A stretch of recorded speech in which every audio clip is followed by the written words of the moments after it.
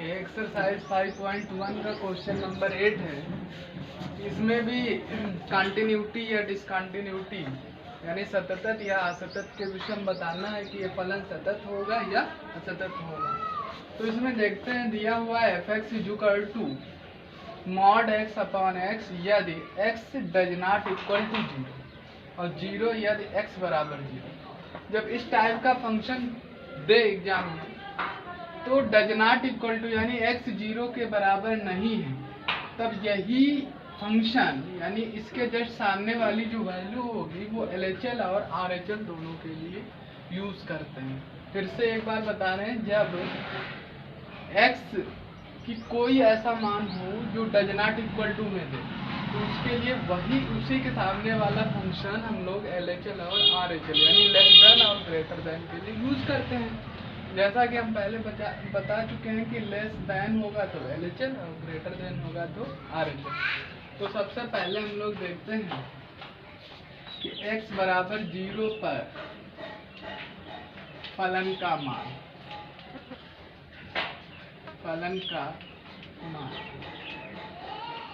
x बराबर 0 पर फलन का मान तो f0 बराबर, और इसको सॉल्व नहीं करना, डायरेक्ट दिया हुआ 0।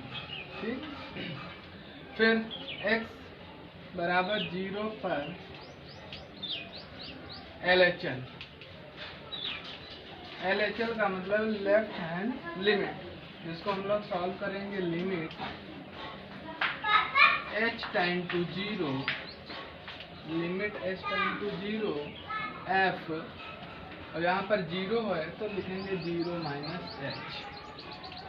ठीक है, अगर यही केस RHL का होता है तो लिखते 0 प्लस h।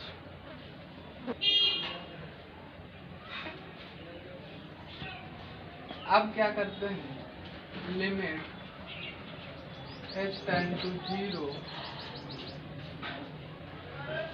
अब देखते हैं, जब ये x है तो ये x, और जब यहाँ पर 0 माइनस h है तो ये होगा 0 माइनस h।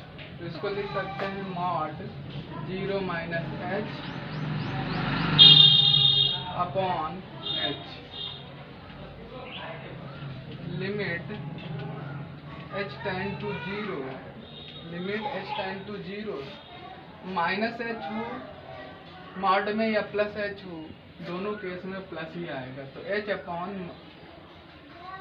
h h से h कैंसिल हो गया। और यहाँ पर देखते हैं ये x है तो यहाँ पर 0 माइनस h, 0 माइनस h, तो इसको भी 0 माइनस h लिखेंगे। तो 0 माइनस h यानी कि माइनस h होगा, तो ये हो जाएगा limit h tend to 0 bracket -1, जिसकी वैल्यू -1। अब अगर चाहो तो RHL भी सॉल्व करेंगे, अदरवाइज सॉल्व करने की जरूरत नहीं है। यहाँ पर लिख सकते हैं f0 does not equal to LHL आता है x बराबर 0 पर फलन सतत नहीं होगा, सतत नहीं हो।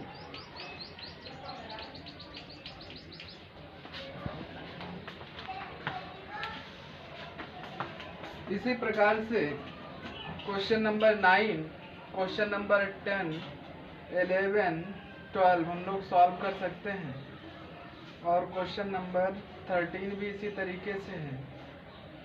क्वेश्चन नंबर 14 देख लेते हैं।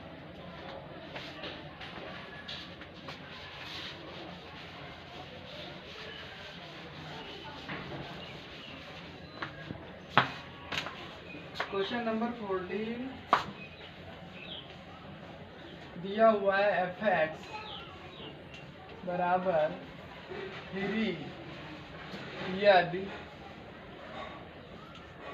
0 less r equal to x less r equal to 1, 4 यदि 1 लेस x लेस देन 3, और 5 यदि 3 less r equal to x less r equal to 10।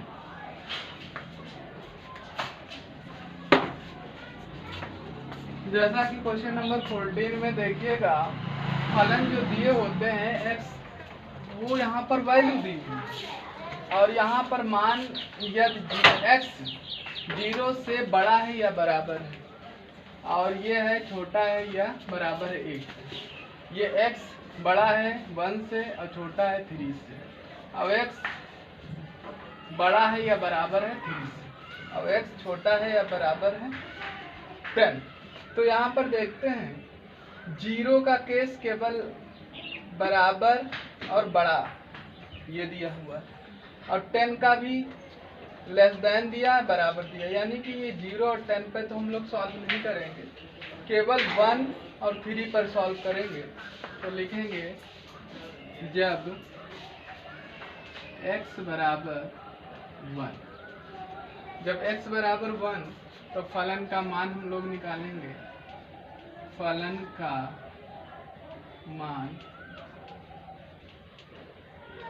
का मान x बराबर 1 पर। अब देखिए x बराबर 1 इस वाले कंडीशन में दिया है, x बराबर 1 या छोटा है 1, तो डायरेक्ट आप लिखेंगे f1 बराबर 3। इसको सॉल्व करना है, नहीं डायरेक्ट वैल्यू दी है। अब LHL को सॉल्व करते हैं, तो LHL equal to limit h tend to 0 और f, अब यहाँ देखिए 1 दिया हुआ है तो लिखेंगे 1 माइनस h। ये LHL के केस में, अगर RHL का केस होगा तो 1 प्लस h लिखा जाएगा। अब इसको सॉल्व करते हैं, तो लिमिट h टेंड टू 0। अब देखिएगा जब x के टर्म्स में फंक्शन होता था तो वो वैल्यू हम लोग सब्स्टिट्यूट करते थे। यहाँ पे डायरेक्ट देखना है कि x छोटा है 1 के लिए वैल्यू कितनी दी है 3, तो डायरेक्ट हमको यहाँ पर 3 रख लेना है, तो ये मान आ गया 3, यानी LHL का मान भी 3 आया और वैल्यू ऑफ फंक्शन यानी फलन का मान भी 3 आया। अब हम लोग RHL सॉल्व कर लेते हैं, तो RHL होगा limit h tend to 0 f 1 plus h। अब ग्रेटर देन की कंडीशन, x ग्रेटर देन 1 है तो 4 है, तो लिखेंगे लिमिट h टेंड टू 0 और डायरेक्ट यहाँ 4 रखेंगे, यानी ये वैल्यू 4 आ गई। इस तरीके से हम कह सकते हैं f1 बराबर LHL does not equal to RHL।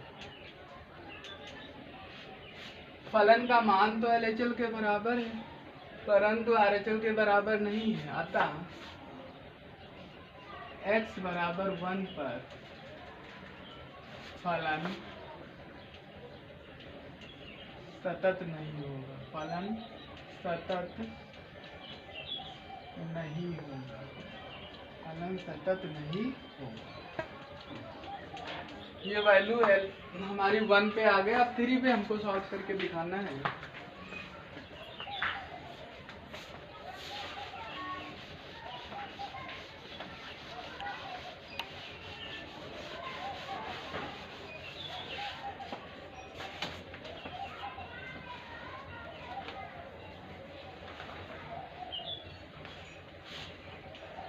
अब जब x बराबर 3, जब x बराबर 3 है तो फलन का मान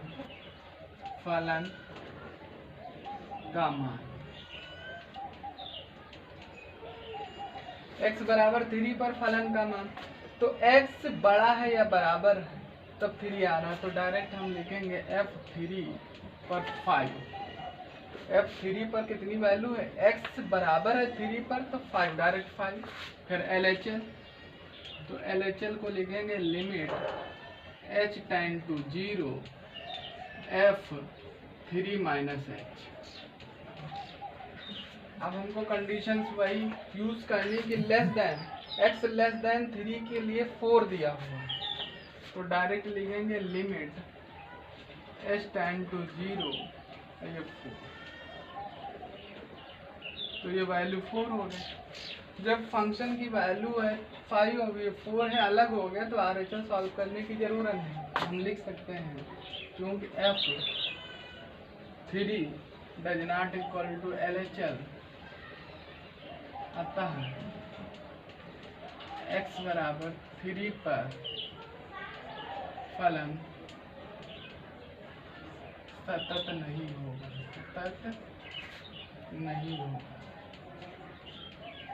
सतत नहीं होगा, अर्थात हम कह सकते हैं फलन असतत होगा। अब वैल्यू 0 और 10 पे सॉल्व नहीं कर सकते हैं, क्योंकि 0 जो है केवल x बराबर है और बड़ा है 0, लेस देन वाली कंडीशन नहीं दी है। इसमें x less or equal to 10 है, यानी x ग्रेटर देन 10 के लिए नहीं दी है। इस तरीके से आपने देखा एक्सरसाइज 5.1 का क्वेश्चन नंबर 14, जो कि लॉन्ग क्वेश्चन में पूछा जाता है, और सॉल्व हो गया, सभी के केस पूरे हो गए। इसी तरीके से इसके आगे के क्वेश्चंस करिएगा, और फिर हम डिफरेंशिएशन के जो फार्मूले हैं अवकलन से रिलेटेड, जो फर्स्ट ईयर में पढ़ाए थे, उनको नोट कराएंगे, फिर एक्सरसाइज 5.2 के क्वेश्चन लगवाना स्टार्ट करेंगे।